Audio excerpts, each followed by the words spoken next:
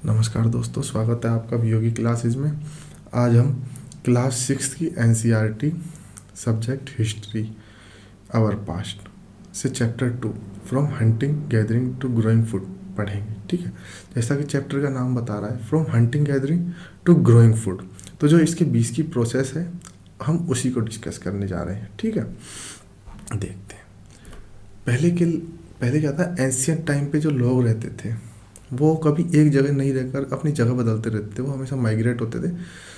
तो उसके रीजंस क्या है, ये भी चीज़ें हम डिस्कस करेंगे। तो डिस्कशन से पहले जो पहला टॉपिक है वो देखते हैं। इसका पहला टॉपिक है the earliest people why were they on the move. तो इस सब कॉन्टिनेंट पे लगभग 2 मिलियन ईयर्स एगो जब लोग रहते थे, उनको आज के टाइम पे हम डिस्क्राइब करते हैं तो उनको हंटर गैदरर्स कहते हैं। ठीक है, ये नाम कैसे आता है, क्योंकि वो हंटिंग करते थे और गैदरिंग करते थे। गैदर हंटिंग क्या करते थे, hunted wild animals, caught fishes and birds और gathered food, roots, nuts, seeds, leaves, stalks and eggs. ठीक है, वो क्या है, अपनी जगह बदलते रहते थे। उसके कुछ रीजंस हो सकते हैं, तो उनमें से कुछ रीजंस याद दिए हुए हैं। जैसे वो क्या है कि जो एंशियंट लोग थे वो एक प्लेस पे रहते रहते इतने समय तक जो उनके रिसोर्सेज थे उनको ख़त्म कर देते थे। They would have eat up all the available plants and animals, therefore they would have had to go elsewhere in search of food. तो अपने खाने की तलाश में वो जगह बदलते थे। ठीक है, दूसरा क्या हो सकता है, दूसरा हो सकता है कि animals move place to place. जो जानवर थे वो अपने वो खुद के खाने के लिए अपनी जगह बदलते, और जो भी वो लोग थे जो हंटर थे वो उनकी मूवमेंट को फॉलो करते हुए खुद भी अपनी जगह बदल लेते थे। ठीक है, ये हो सकता है। तीसरा कारण क्या हो सकता है, तीसरा है कि जो प्लांट्स और ट्री है वो सीजन के अकॉर्डिंग अपने फ्रूट्स देते हैं। Bear fruits in different season. तो जहाँ पर उनको सर्दियों के मिलते वो अपनी सर्दियों की जगह पर चले जाते, और जहाँ पर गर्मियों को मिलते वो गर्मियों वाली जगह पर चले जाते। ठीक है, और चौथा कारण हो सकता है कि पीपल, प्लांट्स एंड एनिमल्स सबको सरवाइव करने के लिए वाटर की आवश्यकता पड़ती है, और कुछ नदियाँ ऐसी होती हैं जो सीजनल होती हैं, जिनमें बारिश पड़ती है तो उनमें पानी चलता है, अदरवाइज वो सूख जाती है। और कुछ नदियाँ ऐसी होती है जिनमें 12 मास, मतलब हर महीने 12 के 12 महीने पानी चलता रहता है। ठीक है, तो ये उस पानी के लिए और अपने फूड के लिए जगह बदलते होंगे, ये एक कारण हो सकता है। ठीक है, नेक्स्ट देखते हैं, how do we know about these people. तो जो आर्कियोलॉजिस्ट हैं, जो हमारे आर्कियोलॉजिस्ट हैं, ये क्या करते थे कि जो हंटर गैदरर्स हैं, इनके यूज किए हुए जो सामान हैं इनको मिलते हैं तो उस पर रिसर्च करते हैं। जैसे इनके टूल मिले हैं स्टोन के, वुड के, बोन के, और विच स्टोन टूल है सर्वाइव बेस्ट। तो उनमें से जो भी सर्वाइव करता है ज़्यादा बेस्ट, उस पर रिसर्च करते हैं, और उससे पता लगता है इन लोगों के कल्चर के बारे में, इनके रहन सहन, खान पीन के बारे में। ठीक है, अब नोट के अंदर देखते हैं, एक जगह है भीमबेटका। भीमबेटका जो कि प्रेजेंट में मध्य प्रदेश, ठीक है, मध्य प्रदेश है। इसको क्या कहते हैं, this is an old site. ये एक पुरानी जगह है जहाँ पे केव और रॉक शेल्टर्स के अंदर पीपल रहते थे। क्यों रहते थे, दे provided shelter from the rain, heat and wind.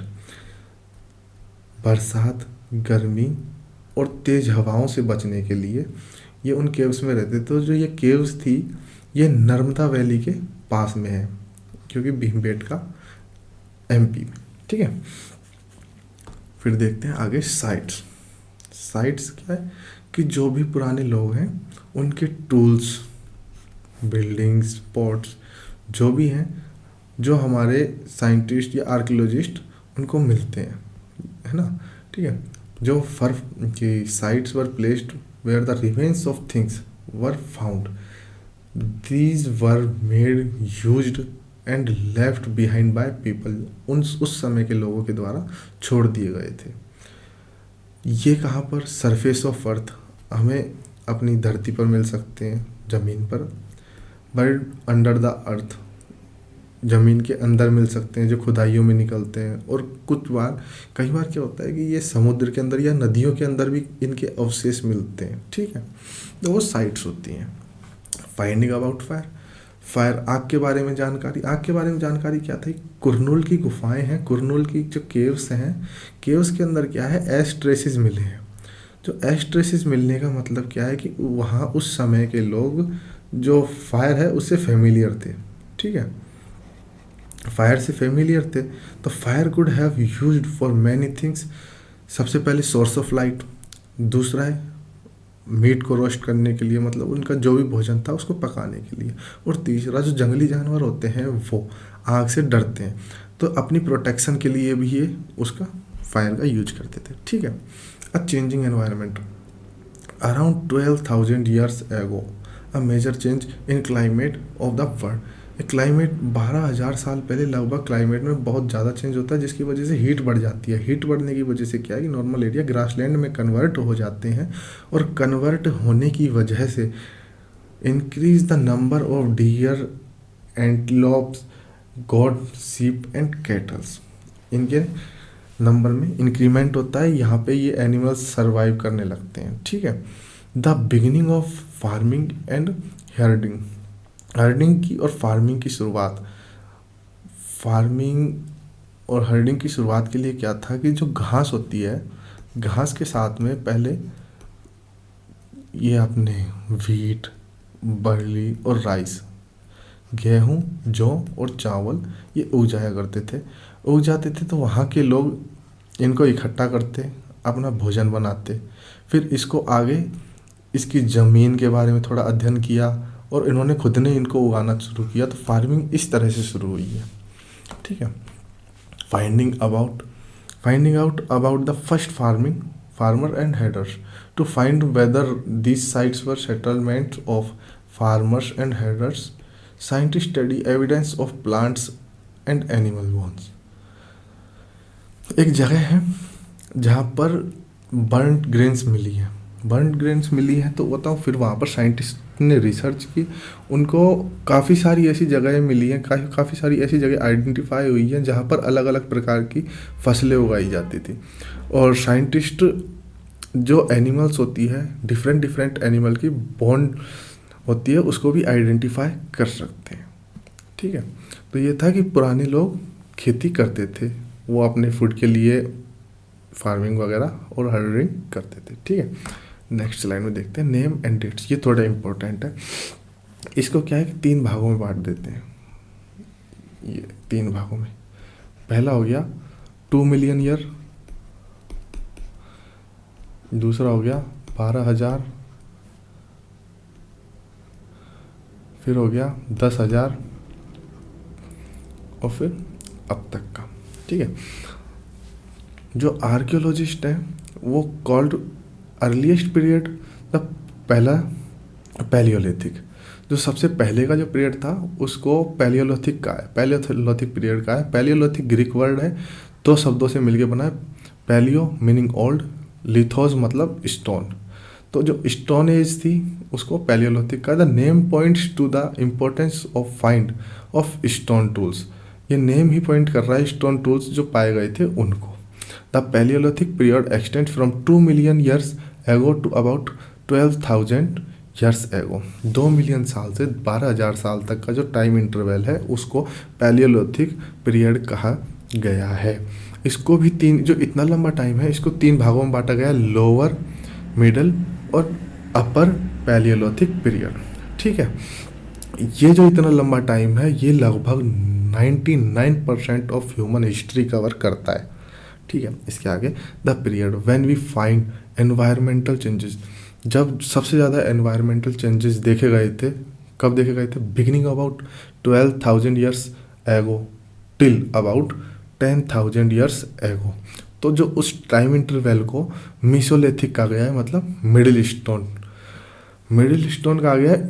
इसके अंदर क्या था कि जो भी इनके टूल्स थे वो थोड़े टिनी हो गए थे, थोड़े छोटे कर दिए गए थे, तो इसलिए उसको माइक्रोलिथ भी कहते हैं। और जो सबसे लास्ट वाली एज है उसको कहते हैं नियोलिथिक, जो 10,000 साल पहले से चल रही है, ठीक है।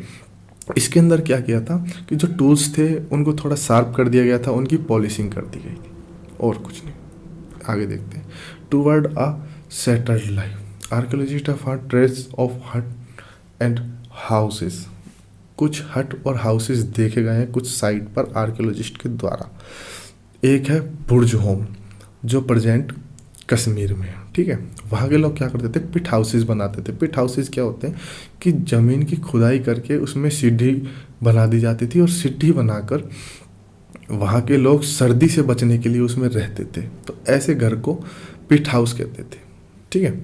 अब stone tool have found from many sites. Stone जो टूल्स हैं वो कई जगहों से मिले हैं, लेकिन कुछ स्टोन टूल्स क्या है जो पैलियोलिथिक टूल्स है ना उनसे डिफरेंट है। मतलब उनमें धार भी है, धार मतलब उनको शार्प भी किया हुआ है और उन पे पॉलिशिंग भी की हुई है। तो उन टूल्स को हमने नियोलिथिक कहा है, ठीक है। तो जो टाइम था उसके साथ नियोलिथिक टूल्स बनने लग गए थे, लेकिन पैलियोलिथिक टूल्स भी साथ में चले आ रहे थे, ठीक है। और जो नियोलिथिक टूल्स हैं इनकी इम्पोर्टेंस थी जो भी हमारी फसल थी उसको काटने के लिए, ठीक है। At the same time tool of the palaeolithic type continue to be made and used and remember some tools were made also made of bone. कुछ हड्डियों के भी बने होते थे, ठीक है। A closer look living and dying in Mehrangarh. Mehrangarh एक जगह है। This site is located in fertile plain, ठीक है। बोलन पास मतलब बोलन दर्रा जो ईरान जाने के लिए एक इम्पोर्टेंट रास्ता है, वहाँ पर ये जगह लोकेटेड है। Mehrangarh was probably one of the place where people learn to grow barley and wheat. वहाँ के लोग सबसे पहले जौ और गेहूँ उगाना चालू कर दिया था, सिप गोट वगैरह पालना चालू कर दिया था। उन्होंने गाँवों में रहना शुरुआत में ही चालू कर दिया था।